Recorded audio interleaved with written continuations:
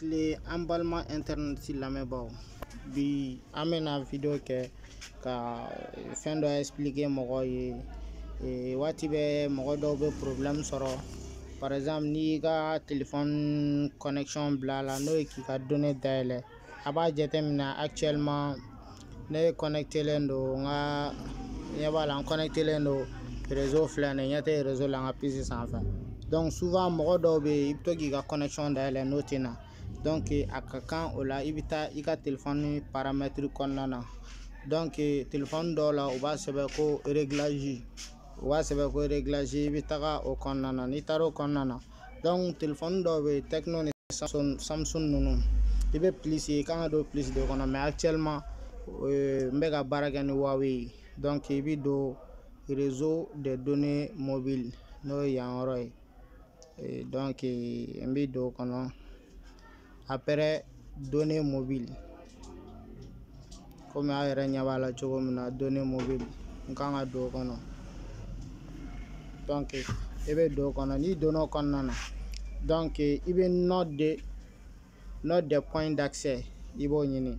note des points d'accès o filɛ nin ye note des points d'accès ni téléphone dɔw la a bɛ sɛbɛn ko APN donc ni donna o kɔnɔna na i kan ka APN dɔ de créer donc o APN configuration an bɛna kɛ sisan n bɛna APN kura créer pour que i ka APN kura créer i ɲɛ bɛ nin tɔminin 3 min na i kan k'i tɛgɛ digi o kan ni i tɛgɛ digi o kan a b'a jira i la ko nouvelle APN ni o ye yan yɔrɔ ye donc n bɛ cliquer o kan ni cliquer o kan dɔrɔn donc a bɛ don nin ye page dɔ kɔnɔna na i kan ka i ka connexion paramètre o kɔnɔna la donc o kɔnɔna na i mago bɛ yɔrɔ dama damani de la i man ka baara kɛ ni a bɛɛ ye n'o ye premièrement o ye tɔgɔ ye nom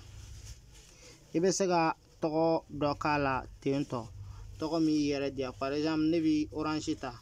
donc APN i kan ka internet don yen en minuscule internet donc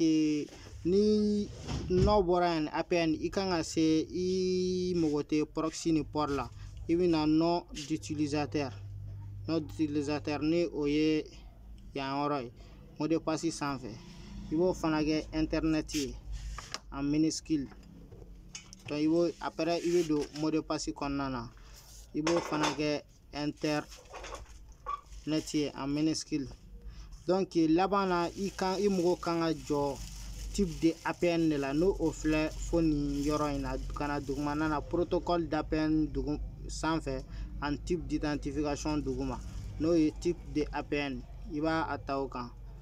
donc pour le moment an mago man ka jɔ ale la i kan ka type d'authentification de don i bɛ cliquer o kan i b'a bila pap la deuxième i b'a bila o la donc i bɛ enregistrer donc i ye min n bɔra ka min créer sisan ale filɛ nin ni ale ye orange ye donc i bɛ a bila o kan i bɛ cliquer nin parenthèse nin kɔnɔna na nin pour que ka activer quoi donc i b'a activer n'i y'a activer dɔrɔn n'i y'i ka connexion dayɛlɛ i b'a ye sanfɛla la a bɛ na ɲɛ b'a la sisan ne y'a falen ka na la i m'a ye a nana